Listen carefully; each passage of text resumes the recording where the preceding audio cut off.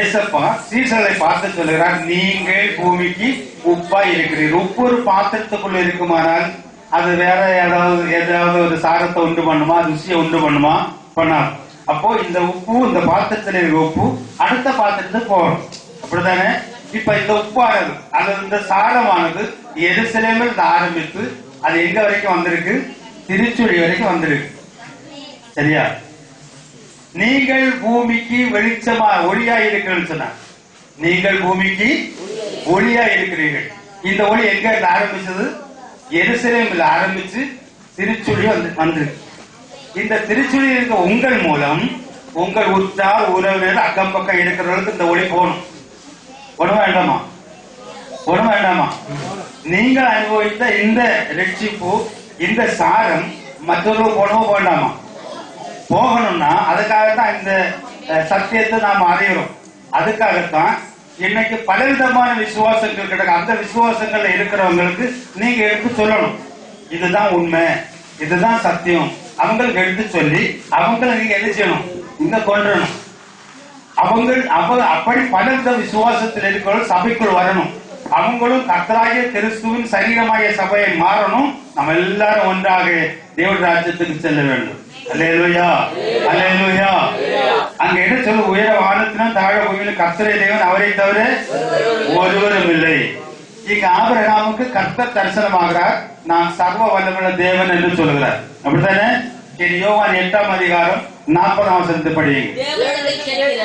இங்கே இயேசு கிறிஸ்து சொல்லுகிறார், தேவனிடத்தில் கேட்டிருக்கிற சத்தியத்தை உங்களுக்கு சொல்லுகிற மனுஷனாகி என்னை நீங்கள்,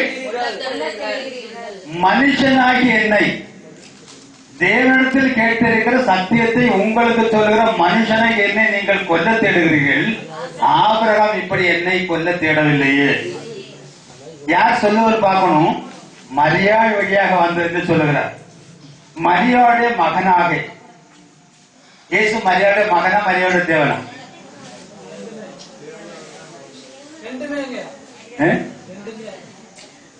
அப்படி நம்ம 2ஆம் தேவன் 3ஆம் தேவன் யாரு? மரியாளுடைய தேவன் அவர் தானா? மரியாளுடைய மகன் அவரா? அப்ப 2-3 தேவன் உண்டா? 2-3 தேவன் உண்டா? தேவன் தான் மனிதனாக வந்திருக்கிறார். ஆவியானவராகவும் ரூபமானவராக செயல்பட்ட ஒருவர். இங்கே ரூபமானவராக செயல்படுவதாக காட்சி கொடுக்கிறார். ஆவியானவராக மரியாள் மூலம் ஒரு சரீரத்தை எடுத்து இங்கே நிற்கிறார். இவர் சொல்லுகிறார், ஆபிரகாம் என்னைத்தான் இல்ல, நீங்கள் என்னை கொல்ல தேடுகிறீர்கள், ஆபிரகாம் என்னை கொல்ல தேடவில்லை. அப்படியானால் ஆபிரகாமை கண்டது யாரு? ஏசப்பா ஆபிரகாமை கண்டார், ஆபிரகாம் ஏசப்பாவை கண்டார். சரிதானே? இனி அதே அதிகாரத்தில் 56 படி உங்கள் பிதாவாகிய ஆபிரகாம், அங்க சொல்லுகிறார், உங்கள் இயேசு சொல்லுகிறார், உங்கள் பிதாவாகிய ஆபிரகாம் என்னுடைய நாளை காண ஆசையர்தான் கண்டு கழிவுந்தான். இவங்க கேட்கிறாங்க, இவங்க கேட்கிறாங்க, இன்னும் 50 வயசு ஆகலையே உங்களுக்கு, ஆபிரகாமை கண்டீரோ?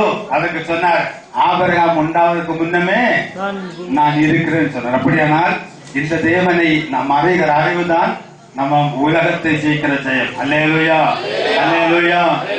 2-3 தெய்வத்தை யாராலும் காட்ட முடியாது. இயேசு கிறிஸ்து ஒருவர்தான் சத்திய தேவன். இங்கே நாம் நேரம் ஒரு இது வாசித்தோமே, அக்காலத்தில் இவரே நம்முடைய தேவன், இவருக்காக காத்திருந்து வாசித்தோம். அந்த தீர்க்க தரிசனத்தை ஏசப்பா தான் எழுத வைக்கிறார். அதுவும் நாம் புரிந்து கொள்ள வேண்டும். மட்டுமல்ல, ஒரு கன்னியை கற்போதியாய் ஒரு குமாரனை பெறுவாள் என்று ஏசாயா 7:14 சொல்லுகிறார். அதே போல 9ஆம் அதிகாரம் 6ஆம் வசனத்தில் நமக்கு ஒரு பாலகன் பிறந்தார், பிறந்தார், ஒரு குமாரன் கொடுக்கப்பட்டார், தத்துவம் ஒரு தோளில் மேல் இருக்கும். இந்த தீர்க்க தரிசனங்களை எழுத வைத்தது யார்? 1 பேரின் புஸ்தகம் 1ஆம் அதிகாரம் 10-11 வசனம் படிக்க.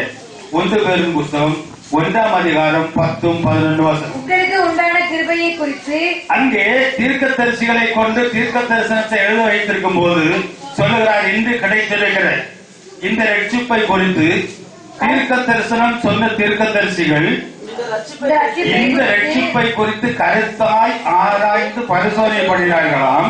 தங்களில் கிறிஸ்துவின் அப்பொழுது ஆவியானவர் இந்த தீர்க்கதரிசிகளுக்குள் இந்த கிறிஸ்துவின் ஆவியானவர் கிறிஸ்துவுக்கு உண்டாகும் பாடுகளையும் அவைகளுக்கு பின்வரும் மகிமைகளையும் அவைகளுக்கு பின்வரும் மேன்மைகளையும் முன்னறிவித்தார்கள். அப்படியானால் தீர்க்கதரிசிகள் மூலம் தீர்க்க தரிசனங்களை எழுத வைத்தவர் யார்? கிறிஸ்து. சிலுவைக்கு வந்தவர் யார்? கிறிஸ்து. அப்ப கிறிஸ்து குமாரனா அல்ல தேவனா? குமாரனா இருந்தவர் தான் தேவன். தீர்க்கதரிசிகள் மூலம் தீர்க்க தரிசனத்தை எழுத வைத்தவர் தான் தேவன். அல்லேலூயா, அல்லேலூயா.